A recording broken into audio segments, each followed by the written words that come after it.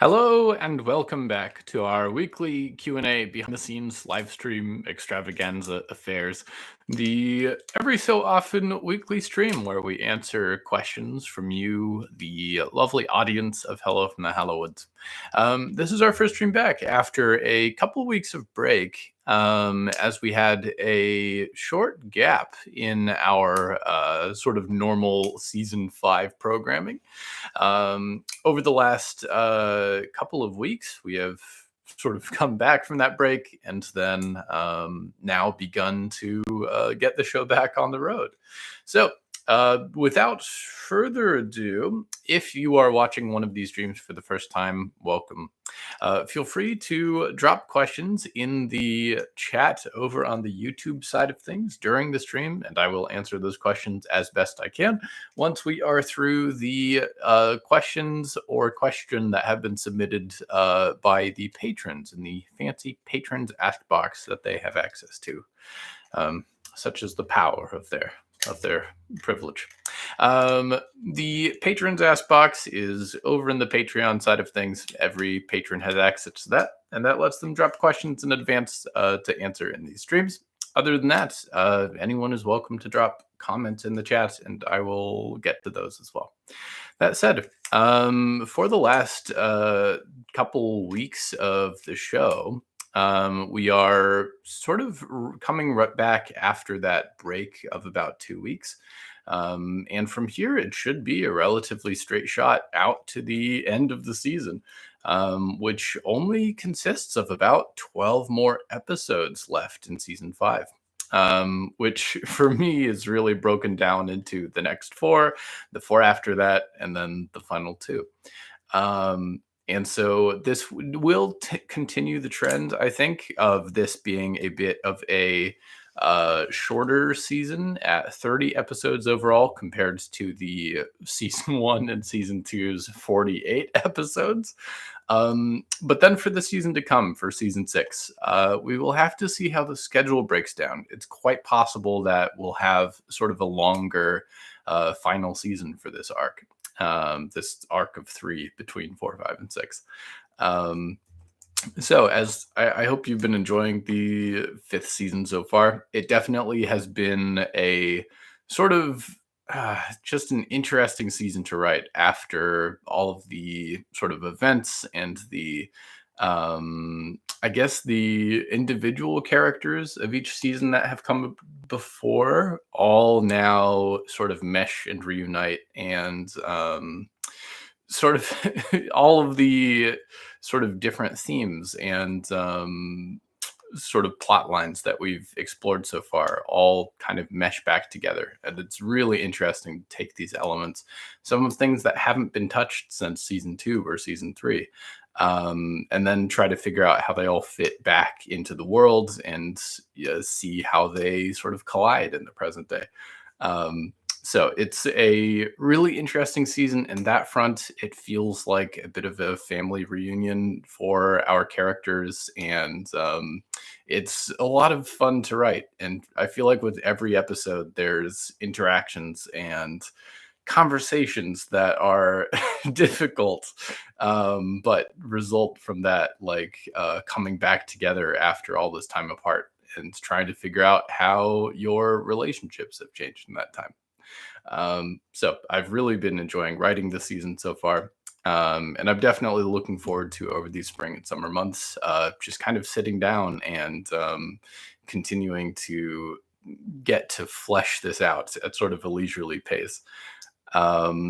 I think we are also back to, in general, outside of like certain format breaking episodes, the average episode is back to its sort of season 3-esque length of about 40 to 48 minutes, which definitely means there's a lot more real estate and sort of elbow room for lengthy conversations, as compared to season 4's sort of much brisker 20 to 30 minute episodes. Definitely that comes with its own costs in the writing back end as well, as it takes a lot longer to write a 45-minute episode. But at the same time, I really enjoy that we do have this sort of elbow room and this leeway to sort of stretch and really get to sit in the moment with some of these characters or follow a long running piece of action as things sort of build up towards a climax here in season five. So, writing for season five has been a lot of fun. As far as other show news, we finally have gotten shipped out a parcel of 30 Diggory Graves lino cut prints. This was basically my first time experimenting with lino cut, so I'm very happy that they turned out okay. And I definitely look forward to working on more of those in the future. It's a very neat art form, both to sort of carve out this rubber stamp and then also to attempt to sort of make sure that the prints made from it turn out okay. So that was a lot of fun to work on. Thank you so much to everyone who put in an order for one, and it was lovely to get those sent out. I think as far as the patrons ask box goes, there is not very much in the way of that. We do see from Beatrice. Have you seen any hello from the Hallowoods tattoos? If you have, what are your thoughts? Yes, there are at this point. I would guess at least over a dozen people walking around out there in the world with "Hello from the Hallowoods" tattoos, which is really really cool. People are definitely welcome to get tattoos from the show, and I'm flattered that it's sort of a thing that you would want embossed on your body in some way. Um, as always, my word of guidance with tattoos would just be make sure it's something that you would still find a lot of meaning in, like the art of, even if something bad happens to that franchise down the line. I'm surrounded, not surrounded exactly, but every so often I meet someone who has like a Harry Potter tattoo, for instance, and they're like, "Yeah, I got this 15 years ago when the franchise was still big, and there were all these queer fans of it, and nothing had really come up yet." And it's a little scary the way that time and the actions, the character of the author can sort of influence the way you look back at a piece of work or a piece of fiction. There would have been times in my life at various points when I probably would have considered a like a Neil Gaiman tattoo. I've loved a number of his stories, and he's got some excellent sort of writing advice type quotes. But then over the last year plus, I've been very thankful that I did not. Just as the changing lens of learning more about how this fellow's conducted himself behind the scenes really, I think, would flaw the work for me or provides a big sort of iron spike in the soup of his philosophy. I would say yes. Feel free to get tattoos from any Hallowoods design, but in the event that something terrible happens, make sure that it's still something that you will find personally meaningful and worth having, beyond just like the sort of vogue of the franchise itself, I guess. Um, we do also have a question in the chat from Lindsay, which gets a little bit into what we were busy doing during the break for these last 2 weeks that we were off. Lindsay asks, "How was the game convention in Milwaukee? I hope Wisconsin treated you well." Yes. So for this last 2 weeks of break, the short answer is that it was quite good. Thank you for asking. Um, for these last 2 weeks of break, I am back in the US for the first time in probably something rolling on something like 6 years. Um, and so for this game convention called Adepticon, I've been doing some consulting and just sort of volunteering with a company called Renegade Game Studios. They're the board game producers, and they make a lot of cool games, including one that I remember fondly from my childhood called Heroescape, which just sort of made its recent return this last August. So I'd been invited from by Renegade to go out and help out with their Heroescape events down at Adepticon in Milwaukee, Wisconsin. But along the way, it was a good chance to sort of make a big road trip of it and go stop in and visit sort of random relatives that I have scattered across the states as well. And so, it was a lot of driving and a morsels of family visiting, and getting to see folks I hadn't seen in quite a while. And then the back half of the trip was the convention itself, which was, to be honest, a fairly relaxed time compared to some of the larger conventions I've been to, like Gen Con. By comparison, Adepticon was busy but not frantic.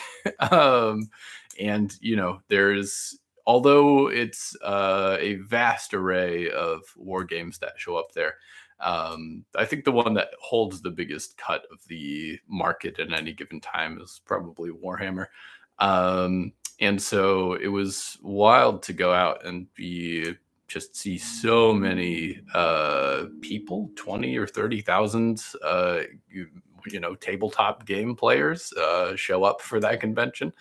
But then beyond that, also all of these board game vendors. I think it was really cool just poking around the sort of vendor hall where all of these different makers of sort of cool minis and plastic tabletop characters, statues, sort of massive terrain displays.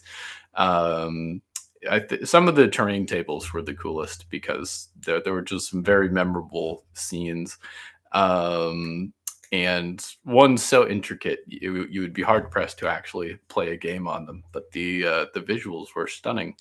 Um, and definitely paints is the other reason you go there, as there were just so many different miniature paint companies with all of these cool things for rust or moss or lichen, and sort of different paint effects that you could apply. So my time was mostly spent actually teaching games to people, helping sort of like run events, judging, and sort of uh, helping along the customer service side of things. But it was an awesome time and definitely a worthwhile trip. But I was definitely glad that for the sort of wave of Hallowoods content that we have going, that we were able to sort of take that 2 week break off and just worry about all that and the driving and the travel, without at the same time scrambling to get these episodes done. Definitely it's been nice having a little bit more of a leisurely pace to work on these episodes of content, as there's a lot to unpack and a lot of planning, a lot of threads that need to come together in very specific ways for these episodes, as we roll into the sort of back third of season 3. And so I definitely, yeah, I'm enjoying having enough writing time to actually sort of work on that for the remainder of the season. Um, let's see. Lindsay in the chat says, "How often can we expect the format breaking episodes? I really enjoy learning more about the indies, and I'm excited to hear more of the spectacular VAs." Yeah. I would say in general, we've had a lot of format breaking episodes this season. And so while I do enjoy them, I think, if we break the format too much, there won't be as much of a format. and that might happen at some point, but I'm just going to try and rein it in a little bit for the end. The part of it is also a question of sort of real estate. And now that we're looking down to our last 12 episodes or so, there's a lot of stuff on the ground that we need to get sort of characters from point A to point B, and a lot of plot action to unpack that does take that full 45-minute episode to sort of churn through. 3D Drawer says hi there. That said, I think I've also really enjoyed though our format breaking episodes this season. Tabernacles was one that I just really liked how it turned out. Um, and for our cosmic politics episodes, that was again just such a fun project to get to work on and collaborate with all of these different folks. And so for in terms of some of these, especially if we get to hear more from the indescribable cast, from the rest of the council, um, I think the format breaks work a little better for those because the challenge with, for instance, this recent episode involving Scry was it was originally planned as like a small chunk of a a full existing episode, but then after really wanting to dig into Maeve's performance and getting to flesh out that scene, it was almost long enough to be like a short mini episode by itself. And I thought it probably would make more sense to present it that way and let it exist on its own rather than being like sort of taking a 10 or 15-minute chunk out of another episode, or sort of trying to cram it in there and not give that performance all the spotlight it deserves. And so it definitely I think it's something we'll see more often, especially when it's time to talk about not Earth stuff, and to keep catching up with the rest of the council. I know that we've in the background at least, definitely in the background, Nick has been well, I should probably catch up with these people and dig into a little bit more what they're going to do, sort of in the background. What is their job here? What are their dynamics? And so as he continues to poke into that, probably I would love to get conversations in more, but especially with the folks especially with the folks that we haven't caught up with yet. Um, and so, yeah, I could expect probably more format break episodes as we get to talk more with a couple of the other council members. But whether we'll get another one or two in this season, we will have to see. Definitely, season 6 will directly follow the events of season 5. There will not be like a time skip at the end of the season in a massive way. And so definitely we will have the opportunity to keep sort of keep fleshing it out as we go. So yeah, I hope that's roughly an answer. I definitely have enjoyed at this point how the story operates both on the ground, but then we have this sort of increasingly Nick's own personal life competing with his attention on the ground. And so, yeah, I think trying to balance those two things is kind of interesting and fun to explore for Nick as a character. And I think possibly an increasing struggle over time that we might see of sort of maintaining a work-life balance in some ways. So other than that, I think that might bring us towards the end of our Q&A for now. At this point, we have, I think, 12 more episodes left here in season 5. So we will be sort of continuing our pace, I believe, to run into a steady 200 episodes by the end of the season. So yeah, that's going to be the project for now. Thank you so much to everyone who tuned in today for dropping questions in chat. It's always great to see you and to talk about the show. And see you on the flip side. Take care, folks. Toodles.